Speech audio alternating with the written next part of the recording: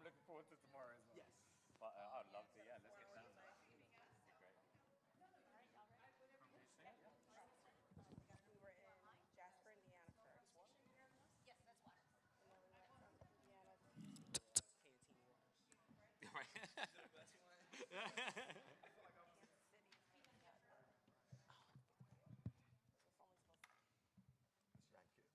Thank you. Put the force in it. Hello. Hi, welcome. I just want to introduce myself very quickly. My name is Anna Gonzalez. I work for Madison College in the Division of Organizational Impact and Culture, and I am the chair of the Community Advisory Council at Overture Center. We're so happy to have you here. I'm going to have my counterpart introduce herself, and then I will be back at the end to kind of close this evening out. So take it away. Happy Monday, everybody. Happy Black History Month, everybody. Yes. I am Andrea Bonaparte, the co-chair of this amazing community organization committee. We are so happy to have you all here and to hear from this great panelist, and to our folks online. I don't know where to look at, but hello, hello. So yeah, just really want to introduce what we're going to do today. Thank you all for joining the Overture Center and the Community Advisory Council for our community conversation for Step Afrika, the Migration Reflection of Jacob Lawrence, presented in collaboration with the University of Wisconsin-Madison Dance Department. I'm so excited for Wednesday, y'all. Like, really, it's going to be amazing. So this is like a great little appetizer for us to get us ready for Wednesday. A couple of housekeeping things. Restrooms are located here on this floor, both gender and single stall. And if you need anything else, we are here to help you, so please find an Overture staff member, and they can assist you all. We have Allison here, and we have Ida here that can help as well. And without further ado, I don't think I'm missing anything. We're going to have our moderator, Allison Ward, come up to get us started to hear from these wonderful folks on this panel. And Allison is the program manager, artist, and community engagement. I think I got it. Yeah. Okay. Thank you.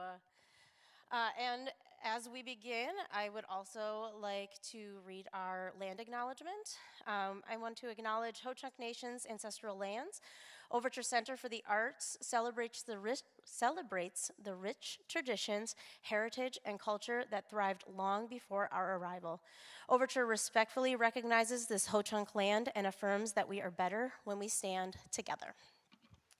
So as we get started, I'm going to have our panelists go on down the line and introduce yourselves and your connection either to Step Afrika, to dance, to stepping, and we'll go from there. Hey everyone, my name is Omari Carter. I am an assistant professor here at UW-Madison in the dance department, and so excited to have you guys here during this time. I specialize in body percussion, hip-hop dance, and dance film. In the dance department, and it's been a very big part of my life and my creative upbringing, having performed in the show Stomp for 7 years. And so yes, it's been so exciting to really think about how we bring the noise back, not just to Madison, but to our communities as a whole, and really thinking about ways of using body music and percussive dance to tell important stories. So very happy to be here as part of the conversation, and I'll pass it down the line. Yep. How's everyone doing? My name is Pelham F. Warner. I'm from the Bronx, New York. I am a company member with Step Afrika. I've been a part of Step Afrika for about 7 seasons now, which can equate to about years in a sense. Pretty general. I'll leave it at that. Hello, everyone. My name is Ariel Dykes. I am from Gainesville, Florida. I attended Santa Fe College, where I got my Associates of Arts degree in musical theater. I then went on to the University of Florida, where I got my bachelor's degree in dance. I'm a proud member of Alpha Kappa Alpha Sorority Incorporated, and I have been a part of Step Afrika for 4 years. Hello, hello, hello. My name is Mafan Akpan. I am from Queens, New York. I attended the State University of New York at Stony Brook. That's where I studied biochemistry and molecular genetics with a minor in dance. I'm a member of Delta Sigma Theta Sorority Incorporated. Started with the company in 2005, and currently I'm the artistic director for Step Afrika. Lovely to meet you all. Good evening, everybody. My name is Jakari Sherman, originally from Houston, Texas, where I live now. I am the director of the migration production and former artistic director of Step Afrika. Mafana and I joined the company together, and it's been a long road, but we are here. And hello, everyone. My name is Carla Foster. Pronouns are she, her, and hers. And I currently serve as the Director of Student and Recent Grad Engagement at the Wisconsin Foundation and Alumni Association. I am originally from Indiana. Go IU. Woo woo. Sorry, we just won the national championship. I got to put that in there really quick. But I am a Badger at heart. I have worked in a number of capacities on the campus of UW-Madison, particularly in community building for students of color and specifically Black students on campus. And my connection or relation to why I'm here this evening, I am also a member of Zeta Phi Beta Sorority Incorporated for over 20 years. So I'm excited to be up here with all of these amazing people and to be in your presence tonight as well, too. And also for those joining us online. Let's start with something general. What role do performances like this play in community spaces, especially for audiences who may not see themselves reflected in traditional historical storytelling? An easy one, right?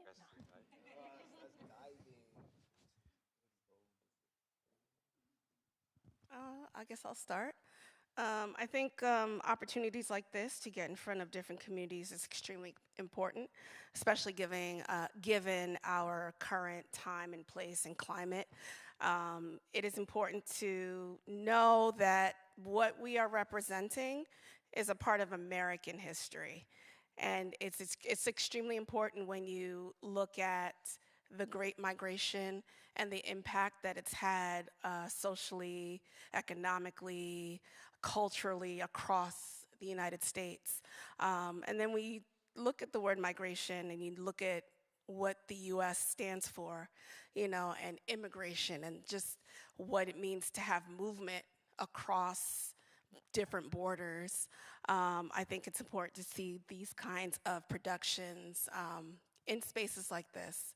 And we have toured this production extensively across the U.S. So, in the South, in the Midwest, in the North, it's really exciting to see people's personal connections to the work, their own personal connections with family and, oh, my great-grandmother was from Georgia and then they moved up this way and that way.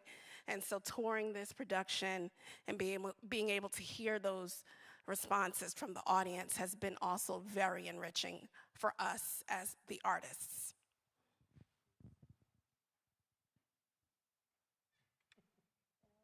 Crickets. That's good. You answered that perfectly. Okay. Well, thank you. Okay. I will say, to add on, for everybody on the panel as well, did the thinking about when you saw yourself represented on the stage and what that meant to you, and being able to kind of bring that as well to various communities, because each of us has our own backgrounds. I think I could definitely speak on that. I'm a first generation American. My family comes from a very small Caribbean island called St. Kitts. And one, for starters, for me to be a touring professional dancer is something they couldn't fathom with words,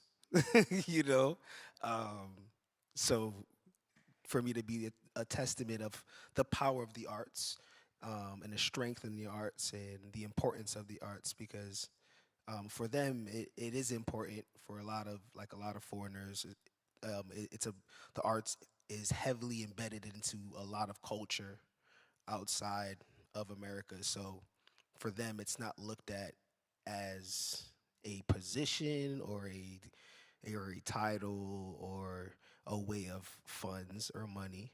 So to be able to one get that and show them that in this type of dynamic and to then transition that into a story where we're talking about migration of African American people from just inside of the nation alone, and how that has shaped and molded the nation and our people in the nation and our stories and what we know and how those stories transition and how they change, is been a beautiful thing for me as an artist to be able to partake in that and to feel that transition, through movement, through body percussions, through sound. And it's definitely been a journey.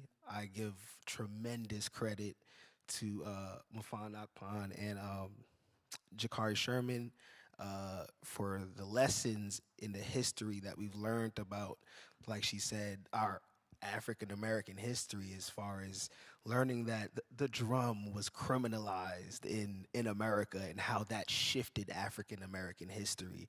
And from that moment, how we have so much to basically explore and dive into with a different angle after knowing that piece of history. So I know it's definitely helped to shape me as far as knowing that information and being a part of storytelling as in this type of form. So I always give tremendous credit and thanks to Jakari Sherman for creating a body like this, a piece like this, and and our artistic direction for allowing us a certain type of room and space to be able to articulate that and provide us with a proper guidance as well. Because as artists, it can be kind of conflicting not to fully add what you automatically know. That's the easy thing to do, but sometimes to be open and receive direction and find yourself within that direction.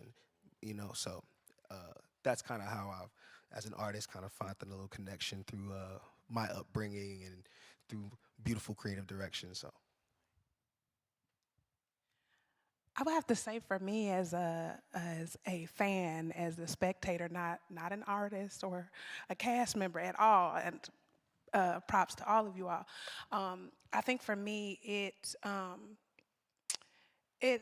shows up for me as the reason why I exist in a couple of different spaces, as far as it being spiritually, professionally, culturally, and showing up to sort of be a bridge to create spaces, right? And I think of it as the migration part of Black folks, going to the space first before this, and then making the space for us. No matter what that space has been, we've always had to go first and then make that space for us. So I think for me, that's what really sort of connects me to that piece.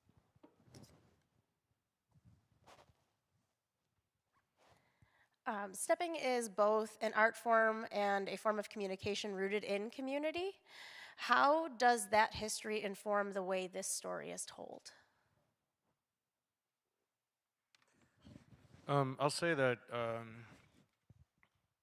a lot of the work that we created over the last 10 years has been rooted in the story of the drum. As Pelham alluded to, the sort of criminalization of the drum. And so that sort of led us down this path of how do we arrive at putting music into our bodies?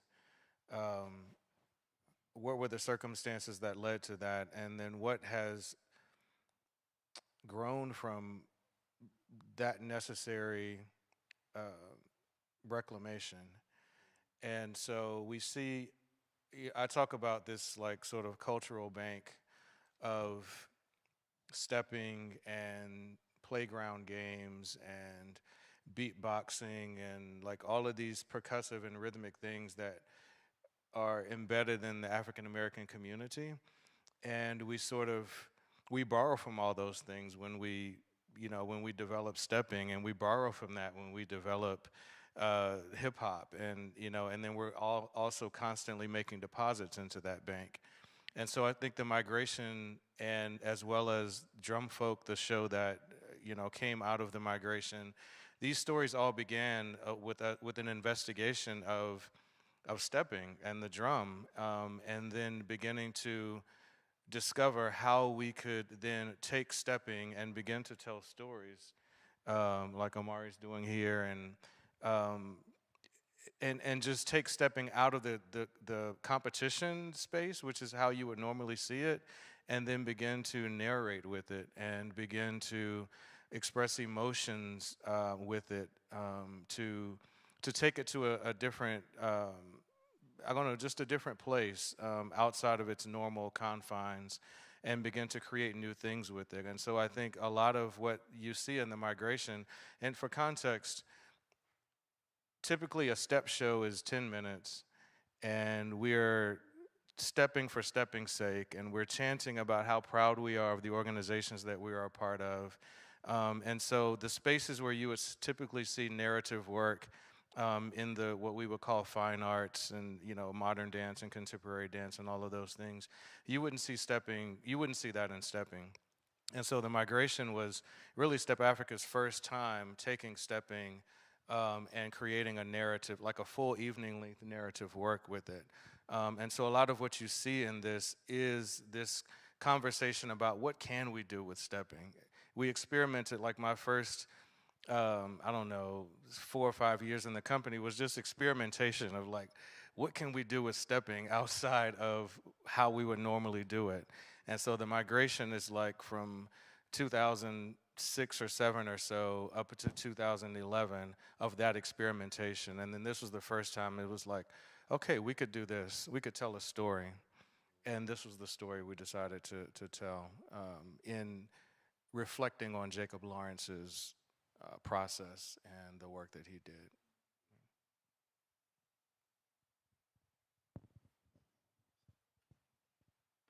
The Great Migration is a national story, but it is also deeply personal and local here to Madison and Wisconsin. Where do you see connections between this history and our communities today?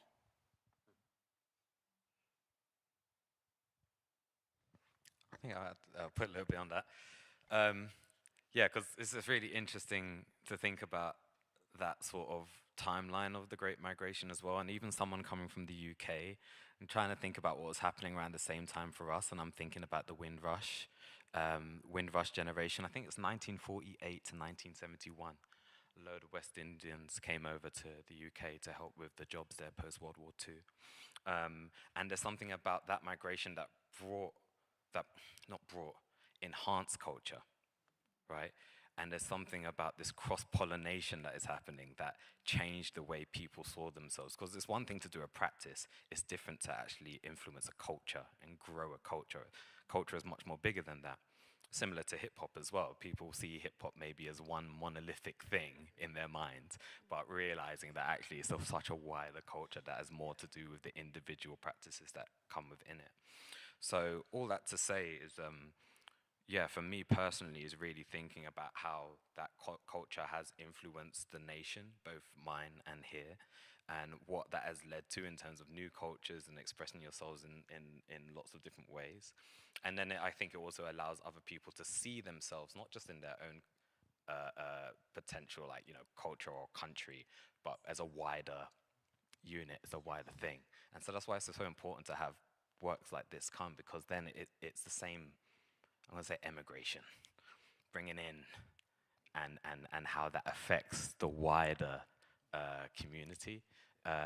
So yeah, I think I'll stop there because I feel like I can talk about this for ages. But it's that sort of, I think it's that sort of thing for me in particular, is going, whoa, like how am I influenced by this space, and knowing what has come before me to kind of know where I'm going.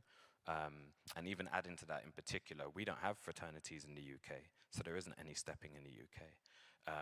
So we get Stomp the Yard and movies and other things that kind of come into that space.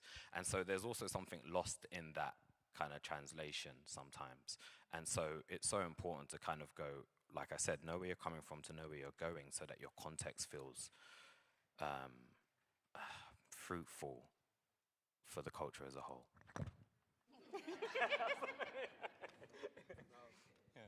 Yeah, and I want to go with that as well, and I'm talking from a city kid dynamic as far as coming from New York City and joining a company that is very culturally diverse. My good sister right here is from Florida, from the complete opposite end on the East Coast, right?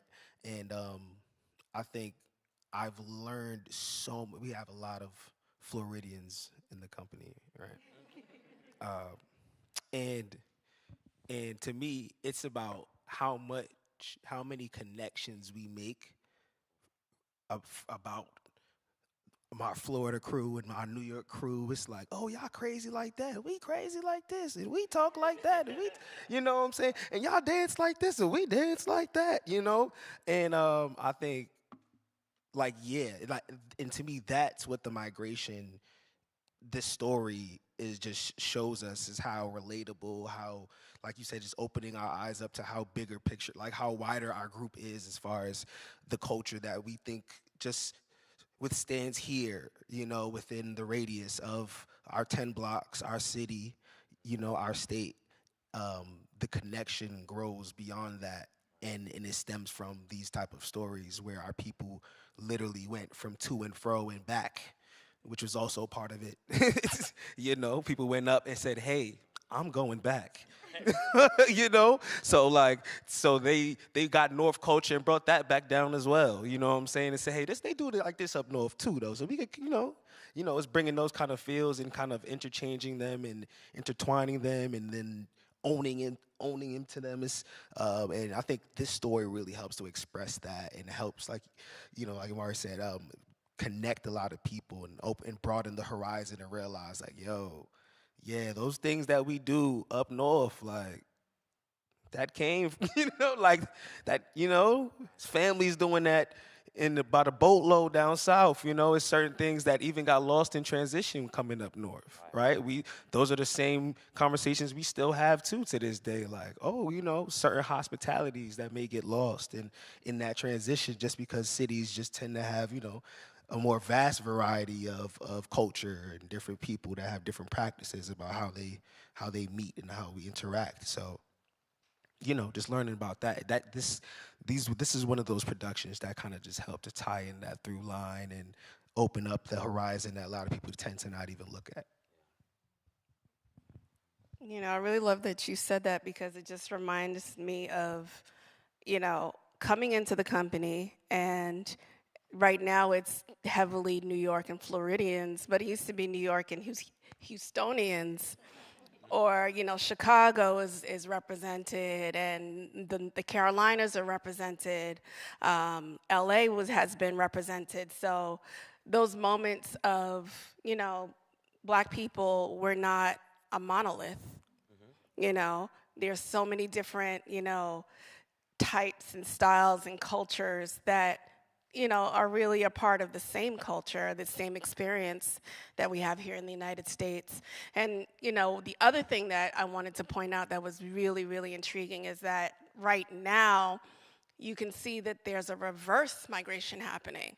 So it's like where that first wave or the first and second wave of migration was more from south to north and out west.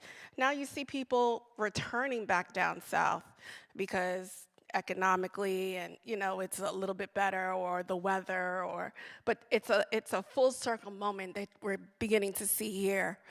And it's just interesting, especially when you cross paths with these different people doing this kind of work that Step Afrika does.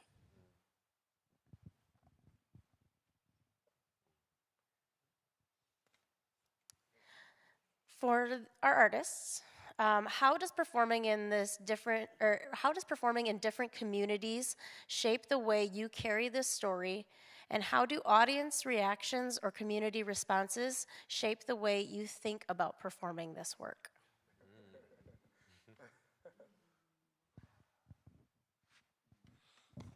Well, what strikes me most about that are memories of performing this work in the South, performing this work in South Carolina, being able to take this work to my hometown of Houston. And there really are, you know, the audiences, when we're in the South, it's so interesting to hear. I don't want to give the show away, but when there are moments of singing, and to be in the South and hear people sing "Wade in the Water" with you, almost universally it happens, and that doesn't happen anywhere else. And so there are lived memories and lived experiences that I think connect with people a certain way when we're in the spaces like the origins of the migration, and cities where, like Houston, for example, where Houston is also a product of people migrating from rural places to urban southern centers. That not everybody went to the north or to the Midwest. That some people just went from the country to the closest big city. And so we see in those places as well, folks who are still living on the land or close to the land that their parents were on, or like my family, close to the land that they sharecropped on, for example, close to Galveston, where the origin of the beginning of Juneteenth. We're in these places, and so those are really, I think, when we talk about touring this, for me, those are some of and I'm a Southern boy, so those, are really those moments are really special to me. What I was going to add is that I like the universality of the audience responses, because what we do is a community style of an art form. If you know stepping, if you've been to a step show, if you've been on the yard on a college campus, there's a certain energy that the steppers will get from the people in the audience, whether that's their own fraternity and sorority members or others. There's this energy that flows back and forth. And so in this particular production, actually in most productions that Step Afrika does, that authenticity is still there. So they are responding. There's a call and response that happens that's natural. There's an energy that flows between the audience member and the performers. So you're not really just sitting there watching and taking it all in. You are, but our performances require a little bit more than just that. We require a little bit of you to be in that performance with us, or maybe a lot. And I sit and I watch the show every night. I used to perform the show every night. And to be able to be a part of that experience is amazing. I'm usually back in the back of the house filming because I know exactly when the audience is going to have this certain kind of response. And it happens every single time. And that is art. That is life. That is the reason that Step Afrika has been here for over 30 plus years doing the work. So, yeah.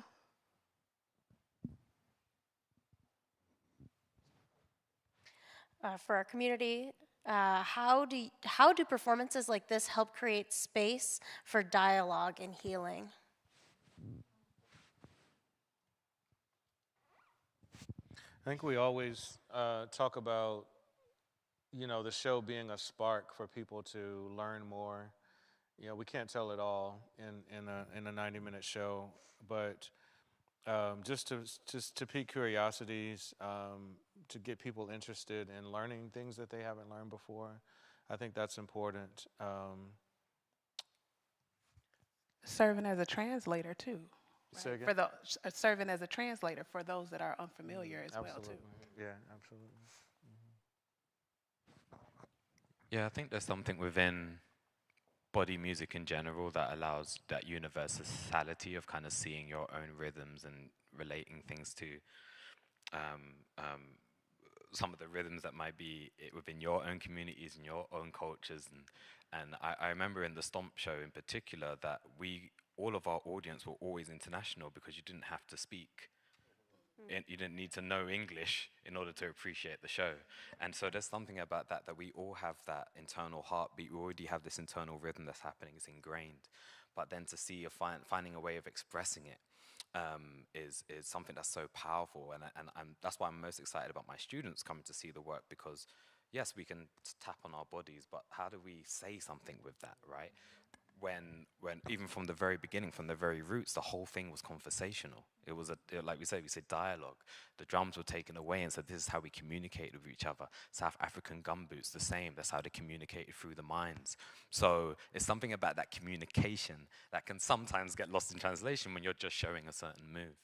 And then I also, in terms of the healing side, is that I've always found it I have like these Tourette's now of body percussion, where I can't stop, I can't stop tapping away. And as I've looked more into body percussion, it's a healing practice, right?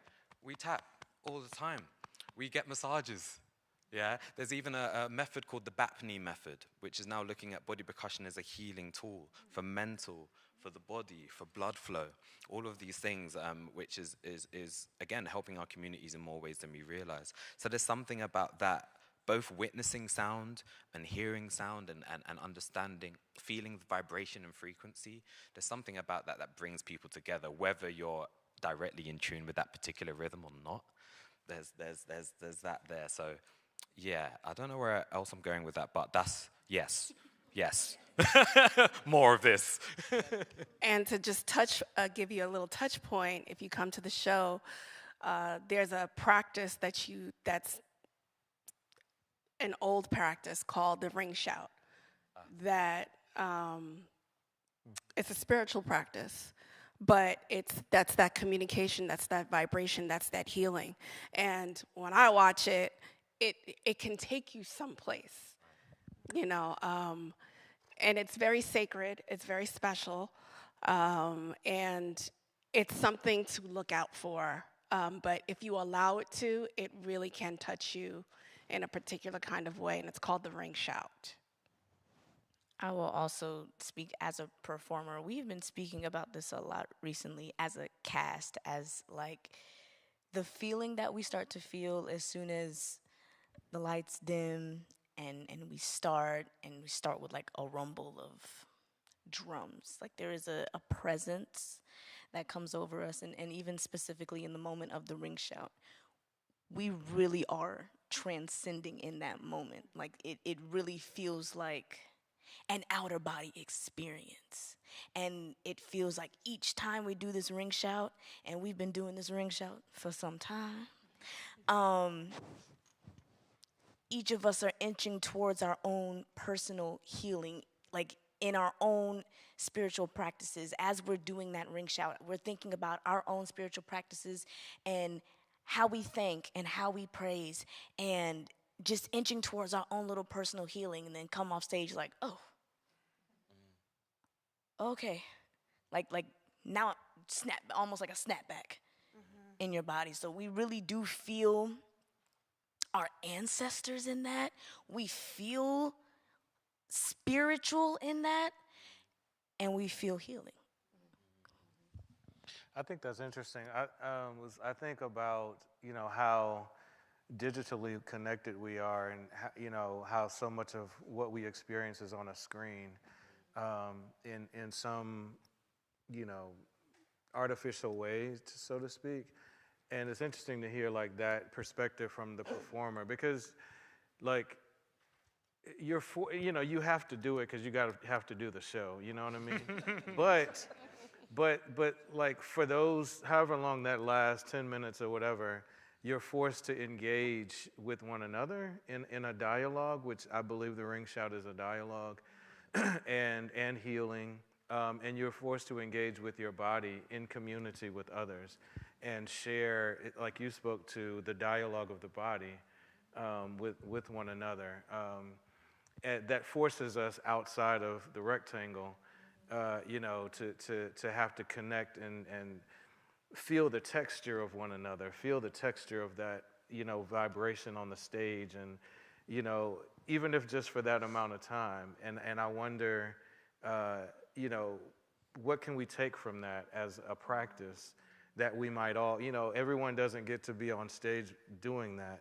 You can experience it, but what can we take from that, and what are the spaces that we can create in our communities where there is an opportunity for that type of tangible dialogue and feeling with one another, communal sharing in that way. The other beauty about that particular part in the show, and the show in general, is that it's not it's not just a performance. Yeah, it's easy to call it and categorize it as a performance, but the dancers show up as their authentic selves. And so they are sharing their authentic selves on that stage with each other and with you all. And that's, across the board. There was a lot of research, a lot of talking, a lot of sharing that goes on while we were learning and developing these stories and these works. And there was the first iteration of it in 2011. Then we got back to doing it again in 2016, 2018. And now we're doing it again here in 2025.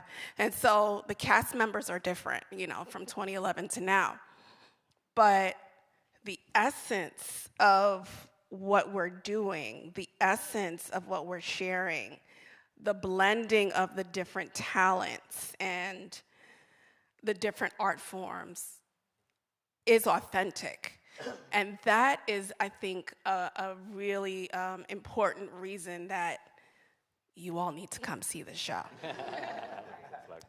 I think what I'm hearing both of you all describe is like a shared transformational experience that the artists are getting to experience by doing this work and being in it day in and day out together. And it's moving. Like, I want to come see it, so for sure. It is. And then there's also the lights, the costumes, the set. There's all of that, Jacob Lawrence's work. It's one of those things where it's like, I can see the show 50 million times, and it's like every single time there's another piece that I'm drawn to or intrigued by. We have these beautiful singers. We have these exceptional musicians. We have these performers and these dancers, and it all comes together spectacularly, on that stage. So it's like, yeah, y'all gotta come. Y'all gotta come. Yeah.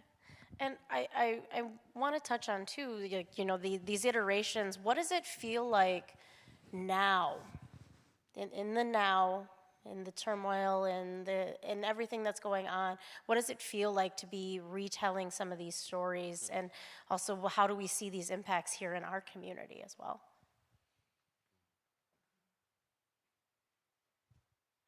It's deep that you say in the now, because I feel like that feeling you talk about in the now is something I kind of always feel,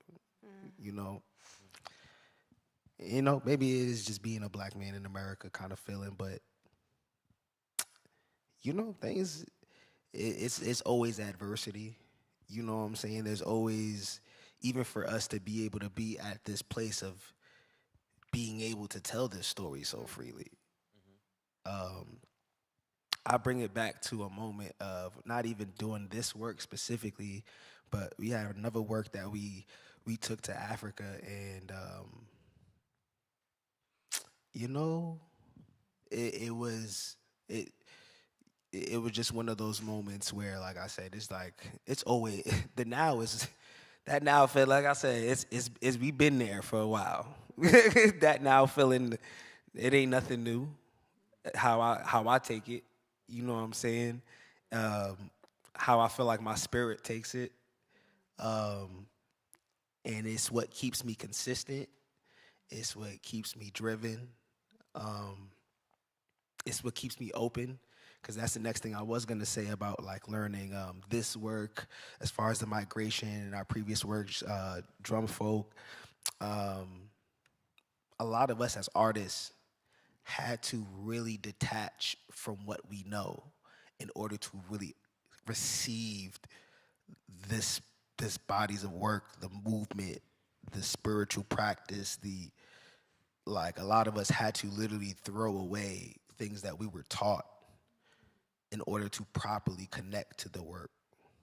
You know what I mean? And even being there, I came into the company during the creation of Drum Folk, where we kind of explored, Jakari kind of explored a little bit more in depth about the Stono Rebellion and the Negro Act 1740, and how we, like he said, just the things that kind of came from that naturally over time that people thought was going to be a hindrance or to put a stoppage to something, you know? But yet, as a people, we always find a way to get that release, that expression through that communication. And some people aren't going to be able to understand the language, you know?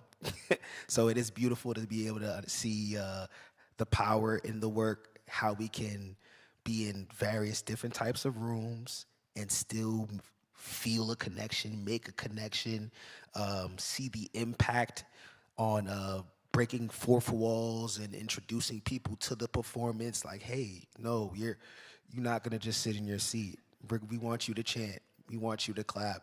We want you to scream. Like, let it out. This is our expression. This is how we express, and we want you to understand even deeper how we express by exemplifying it as well.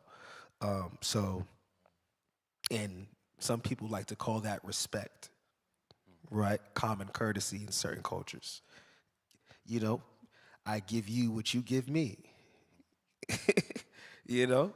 And that's the same thing we move with as, you know, it's in our speeches that we say, the more energy you give to us, we promise to give. It's that. It's literally that simple. It doesn't have to be anything deep. Just portray what you see portrayed to you, you know? And I feel like I got so off track, but you know, like, We you know what I'm saying? I feel like I got so off track, but I say that to say I feel like we're always in the now. I feel like based on, you know, the creations of these works and further works and works that we've done and the touring that we do, the places that we take it, being in rooms like this, I could have asked for a better way to be able to use my artistry for real. So I'm always blessed to be able to do this. And yeah, it's as far as being in the now, like, I feel like we toured this bad boy no differently we toured it 10 years ago. You know what I'm saying? Like, we're gonna make sure we try to reach as many communities as we can, and I feel like nothing's gonna be a hindrance because most people see us and see the work, and it speaks for itself.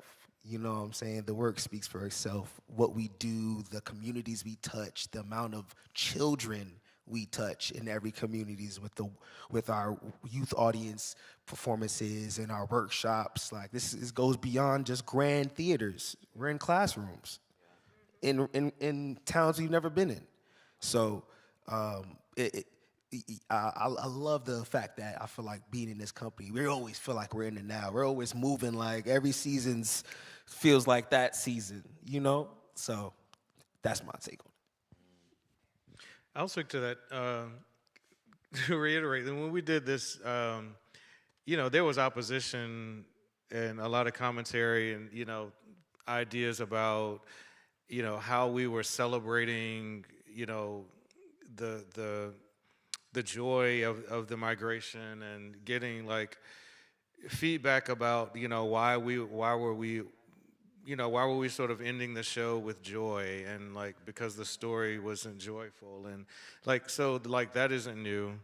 And then I think you know, there's conversation now about, you know, to what extent we talk about slavery and not wanting to portray that. And for me, it's to some extent, it's like, well, hell, I don't either. You know what I mean? Like, and so the migration is like, it's a full telling of the story that allows us to see more of the African American story where we don't, it's not about centering enslavement or, you know, and so the drum folk is the same way.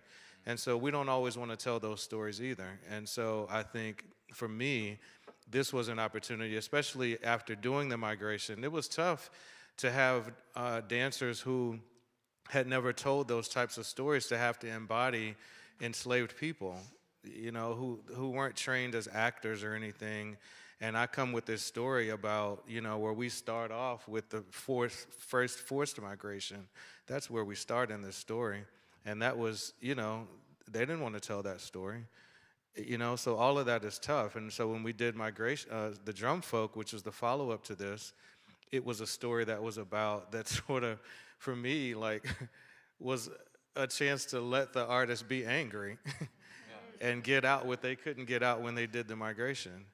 And I think there's more to this story that is another level, a third part of this story that is about the healing that we want to feel now. So I'm saying all that to say that we want to, I'm seeking the truth, the full truth of the history and the story, and then seeking to bring forth the fullness of that truth. Yeah. It's an ongoing story, ... Not a period, ... All right, I do want to open it up to any folks who are here or online who may want to drop something in the chat as well. If there are any questions. Yeah. I'm not, unfortunately, familiar with Jacob Lawrence's work, so I'm wondering if you would recommend that I go home and read up on him and look at the images he made in preparation for seeing the show, or should I go and see the show and have, I love dance, I love the fact that you're going to tell this amazing story that I never got to know about as a child, unfortunately, but now we're telling it. And so I don't know what's the best way to experience it. Learn about the art that influence this art, or see it. For our folks online, should we dive into Jacob Lawrence's work before seeing the show, or see the show and then start to dive into it? This is totally my personal, I think you should at least glance at the work, of the artworks beforehand, because they are used in such a different way that, again, you can come to the performance and just focus on the artwork, or you can see how we have taken the artwork and brought the artwork to life a certain way, or you can see the themes of the color and the rhythm and the patterns that are not just in the artwork, but also on the stage. So I would recommend that you would just at least do a cursory glance at his artwork and his bio, just so that you know you have a little bit of foundation, so that you can kind of pick and choose where you want to immerse yourself. Because you can get caught up in the dancers and miss the artwork, or you can get caught up in the artwork and miss the dancers. It's a total experience. And so half of the artwork lies with the Phillips Collection in DC, and the other half is with the MoMA in New York. So if you go to those websites, you can see the even panels and the odd panels. I think the Phillips Collection, I think they have on their website. All of them? They have, yeah. Oh, they have yeah. a great sort of online portal for all of the work, as well as a lot about Jacob Lawrence as well. Really looking forward to this, but how is what we're going to see Wednesday night fitting in with what else you're doing in the community? It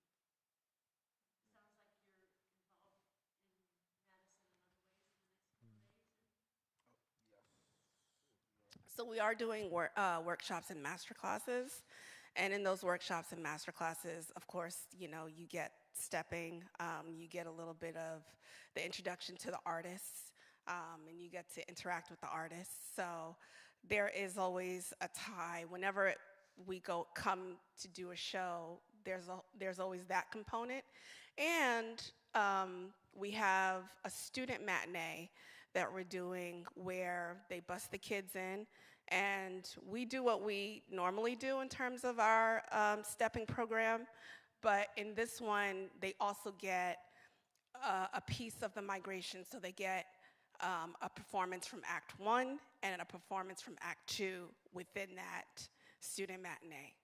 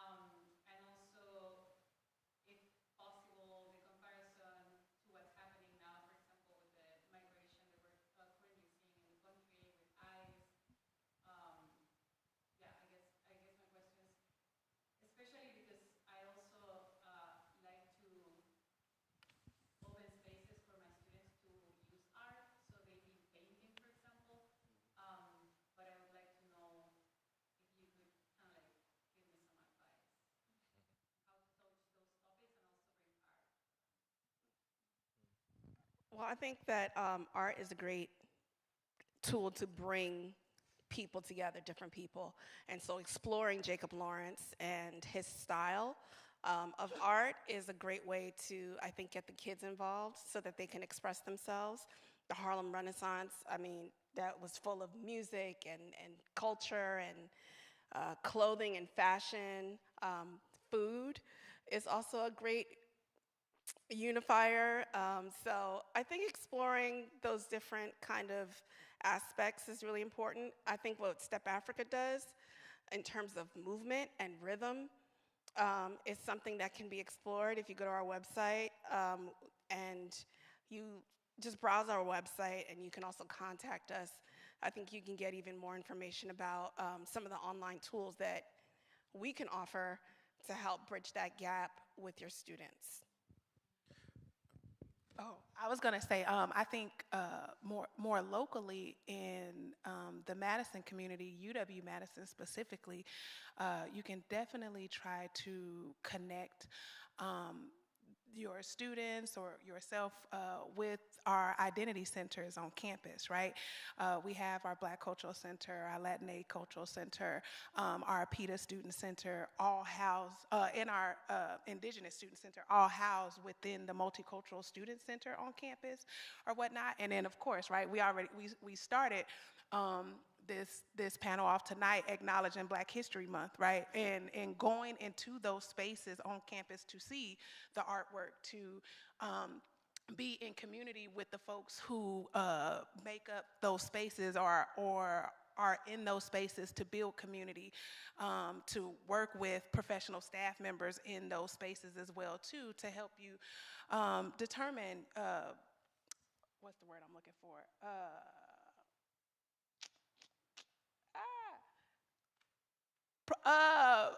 Lesson plans, Jesus. I don't know why that was so hard. Why that was so hard. Words are hard some days, y'all. But to help determine lesson plans and things like that. But then not only that, because you said that you have Black students, African American students, Latino students, and Afro-Latino students too, but also see how those centers work with one another to acknowledge and embrace each other in the shared experiences that they have on campus, and how they bring, the experiences that they've had at home and how to campus, and how some of those experiences are similar as well too. So there is absolutely, right? See if you can get in on one of these student master classes from Step Afrika, right? But there's also so much art and history and even current experience and shared experience to be had right here within your local community as well too. And please, my memory is, but I think there's an exhibit somewhere, like across the street or something, that has Jacob Lawrence's work. We were on a call, this was months ago, and there was some connection that was made, but I can't remember exactly the details. Is it here or is it? I think that you're referring to, we have a jazz exhibit right now downstairs in the rotunda that is influenced by. Okay, I knew there was some connection. Yes. So yeah. yes, we have in our rotunda gallery right now. So when you head downstairs, instead of going straight out the doors, you would take a left, and along that wall, we have that exhibit right now. That is also in tandem that we booked. Field trip. Yeah. One thing I wanted to add too, that's kind of unique about the Step Afrika experience in connection to this work is, we talked about the origin of stepping sort of coming out of African American Greek-lettered organizations, and almost all of those organizations were created within that time span of the Harlem Renaissance. So when we get the Duke Ellingtons all the way through Dr. King, these are all prominent members of these organizations. So there's this consciousness and this culture, of stepping that sort of grows out of the sort of the Harlem Renaissance, artistic movement, the Black Solidarity movement, like all of these things through the early 20th century that I think would be unique connectors to this particular performance because of the incorporation of stepping. Yeah. And also, I just want to throw out too, and for anybody online as well, like please see us as a resource as well. Our team is here to help and make different connections as well. Like, we helped the team get connected within the community, and as we have different things coming through, that's what we're here for. I mean, that's the goal. I want to end our time together. I want to ask the audience quick, how many of you have had the privilege of being able to like see a step performance or a percussion type of performance in that way? What is something that you want them to bring into the room? I mean, we talked about how y'all feed off of each other and that audience. I mean, we're always told, okay, you sit in the seat, you be a good audience member. I mean, you're still a good audience member, but what is it that you want our audience tonight here online and who will be coming in on Wednesday, what do you want them to be bringing into that space? Bring a friend or two. Yes. Definitely the more the merrier. And just be open, relax. You're amongst family and friends. It's a safe space. Bring your energy, bring whatever's on your heart, just bring yourself and just trust the experience, immerse yourself in the experience. We're excited to be here. You know, it is the middle of the winter and the travel here was a bit dicey.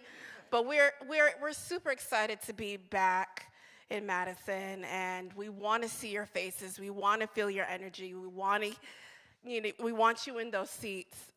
So my thing is bring a friend or two, and then bring your authentic self. For our performers, what do y'all want? I mean, I feel like she pretty much said it. I feel like I pretty much said it. You know, bring your energy, whatever we need out of you, we'll let you know. Don't worry, we'll let you know. Don't worry. Just don't think twice about it. Just be accepting, be open, be ready to accept everything you see. It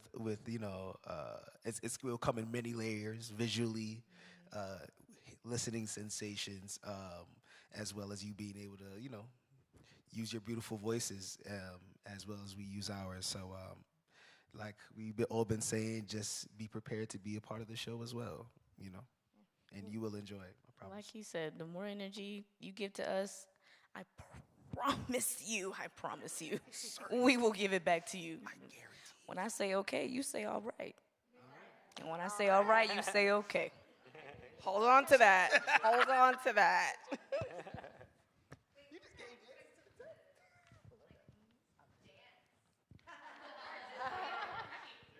You have to come and find out.